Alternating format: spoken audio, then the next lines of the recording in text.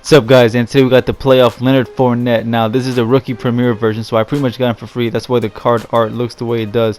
And before I get it going, shout out to Mutt Talk, a subreddit, awesome place. I'll leave a link in the description. You guys can go check them out. I will be posting this review in there as well. So the review: 90 speed, 93 acceleration, 92 carry, 93 truck. On paper, he's not the most elusive, but I'm gonna get to that part a little bit later. You will be surprised how well he performed in that area.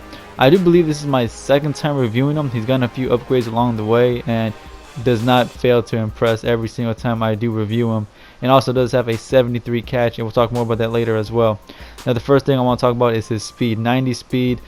He can definitely hit the outside and be gone. You see right here, he is tough to catch in the open field, but there were a few times, it really depends on your opponent's player. You see right here, I really thought this guy was going to click on and dive at my feet a lot sooner. So I think he could have got me if he would have clicked on a lot sooner. But you see right here, he definitely can break away and be gone. But once in a while, he might get caught depending on your opponent's players. If he's got, if your opponent has like a ridiculously fast player, he can get caught. But for the most part, very tough to catch. Now when it came to spinning, I was very impressed. And here's the thing. I know that patch came out that's gonna, make it tougher for guys to use your spin and get those animations and whatnot.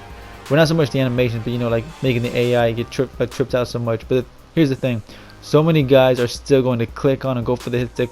That's why you see a lot of these plays here are guys clicking on and going for the hit stick and being completely missing. So I think that's still going to be effective. The same goes for juking. You see right here, look, make two people miss. I did the same thing with the spin move that you saw earlier.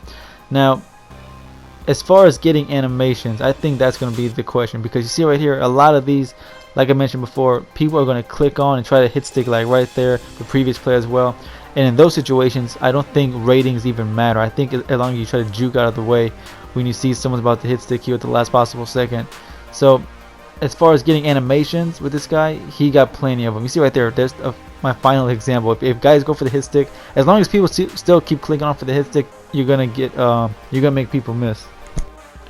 As far as catching, did not drop a single wide open pass, which is always nice.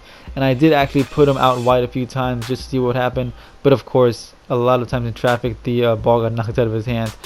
I think only once he had like a decent catch in traffic, which was coming up right here in the end zone, which I did get a touchdown out of. But I would not test that too often.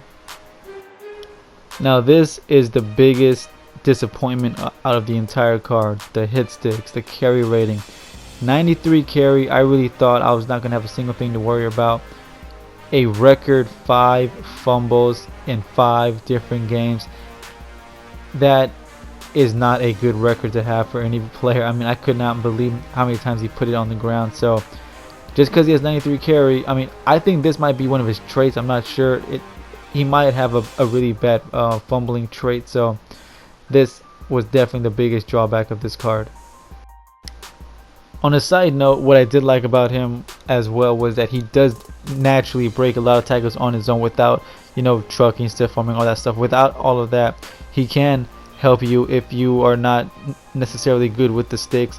And that comes in handy. I mean, look at this right here. The determination to fight and get back in the field, man. And I know a lot of guys out there don't play the game that often and probably don't have time to learn how to pull off all these moves. If that's the case, stuff like this can be very useful. A guy who can just naturally shed tackles on his own and help you get yards that way. As far as his highest grade, I would say it would be trucking. That is by far his best trait. As far as stiff arming, same thing as usual, man. I just keep getting a lot of drags. Nothing wrong with it. I mean, falling forward for two or three extra yards is not a bad thing, but I think his, percentage-wise with trucking, I think that would be his highest grade. Not a big fan of the fumbling, but of course, as always, man, he is definitely an all-around back. So that's gonna wrap this up, guys. And right now he goes for around 250,000. Honestly, I think that is a little high. Of course, he did just come out, so give it some time for his price to drop. I don't think he's worth that much just because of the fumbling problem. He did have me a little paranoid after that second fumble, and if I had to value him honestly right now, I'd say he's worth maybe around 160, 170. Give it time, of course. As time goes on, his price will drop with more cards coming out. But anyways, guys, as far as the next review, it's going to be Team of the Week: Jakeem Grant, Gronkowski, Snow Beast AP. I'll try to get those out tomorrow. if I can, which I should be able to. And of course, final shout out to Mutt Talk. Like I said, I'll leave a link in the description. You guys can check them out. I'll definitely be over there as much as possible. But anyways, guys, I'll see you boys later, and I'm gonna let my girl send me out. Don't forget to like, comment, and subscribe. Peace.